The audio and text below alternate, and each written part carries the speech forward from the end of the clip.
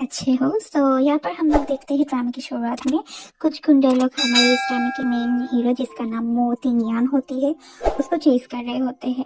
And यहाँ पर हम लोग देखते हैं कि असल में इस गुंडे लोग मिस्टर मो को मारने वाले थे, मगर मिस्टर मो उन लोगों को फाइट बैक करती है और उन सबको पिटाई कर देती है एंड बोलते हैं कि यहाँ से भाग जाओ। मगर यहाँ पर मिस्टर मो को कोई ड्रग दे गया था एंड वो बहुत ही ड्रग एंड ड्रंक था।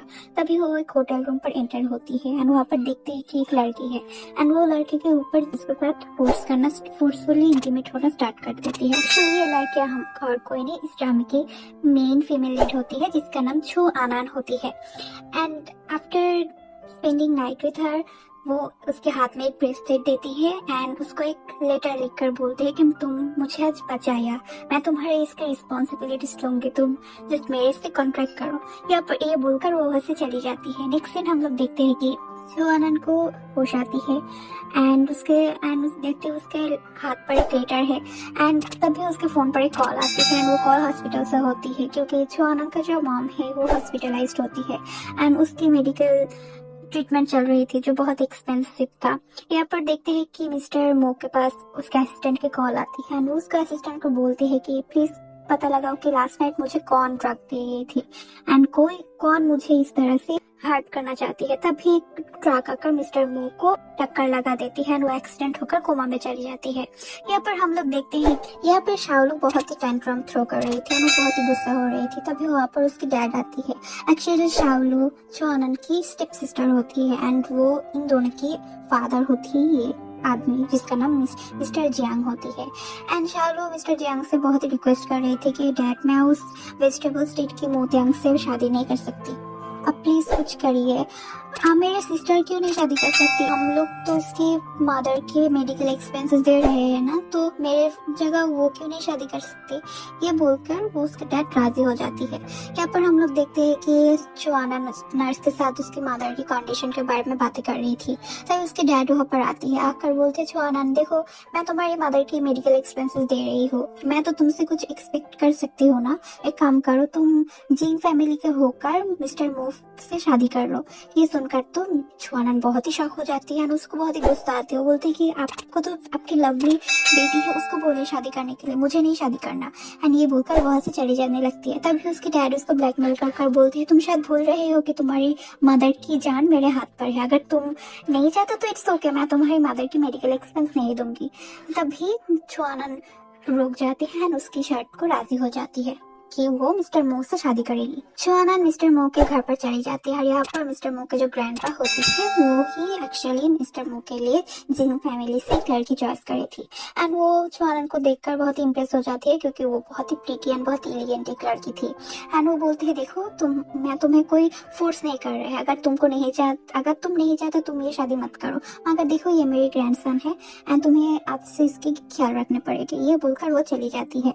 एंड तभी एक मेड आकर छुआनन को एक बोल एंड कुछ कपड़े देती है, बोलती है कि आज से आप इसके ख्याल रखोगे, मैं यहाँ से चली जाती हूँ, मेरी तो जॉब खत्म हो चुकी है, आज से अभी इसको बात एंड अदर स्टफ करोगे। तो छुआनन जाकर उसका अनड्रेस होकर बोलती है कि यार मैं कहाँ पर फंस गई, वैसे ये लड़का बहुत ही हैंडसम है, देखो अगर आप क्या करना, अब तो तुम हो मेरे हस्बैंड, तुम्हारी देखभाल तो मुझे करना ही पड़ेगा।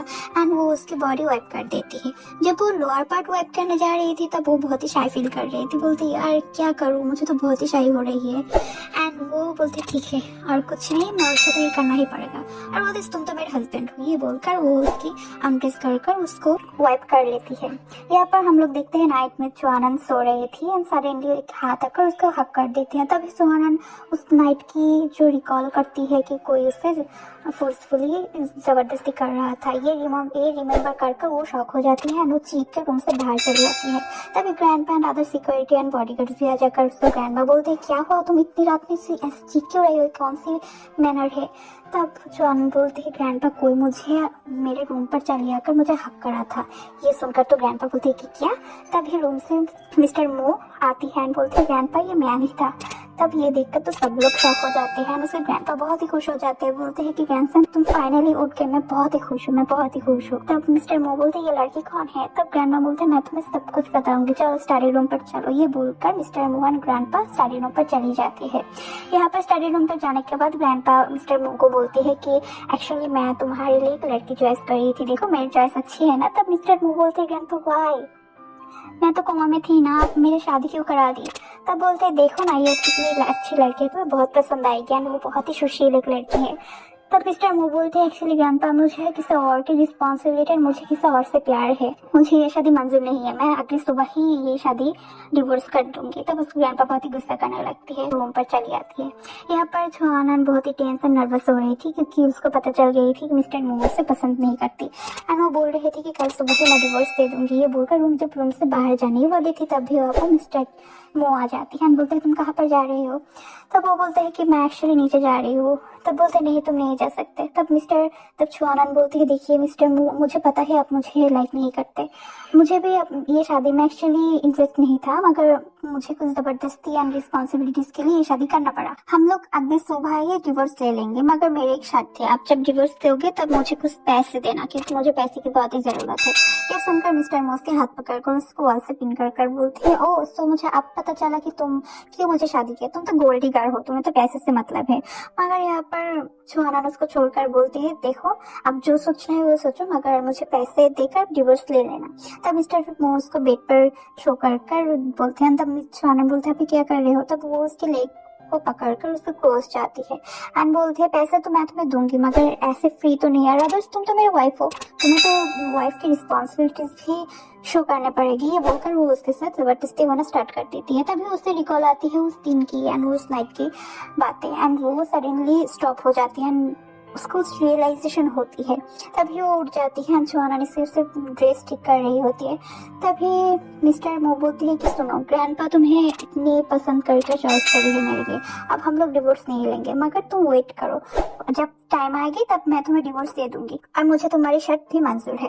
तब छुआनन बोलती है ठीक है, मगर मुझे और एक शर्त थी इस दिन जब तक ये डील चालू रहेगी, आप मुझे फिजिकली टच मत करोगे और हमारी जो पर्सनल लाइफ में आप इंटरफेयर मत करोगे।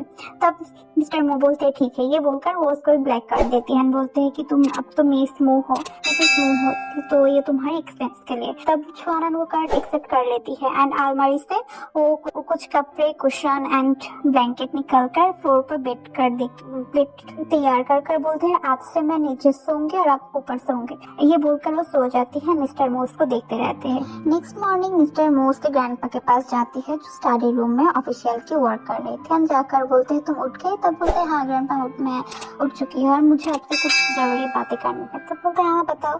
तब वो बोलते हैं ग्रैंडपा मुझे अब जो शादी कराई है इसकी मुझे कोई एतराज नहीं है, मगर मेरी एक बात है, अगर मैं जिससे प्यार करती हूँ उसे जब मिल जाए तो मैं ऐसे डिवोर्स कर दूंगी। तब उसके ग्रैंडपा बोलते हैं ठीक है। नेक्स्ट दिन हम लोग देखते हैं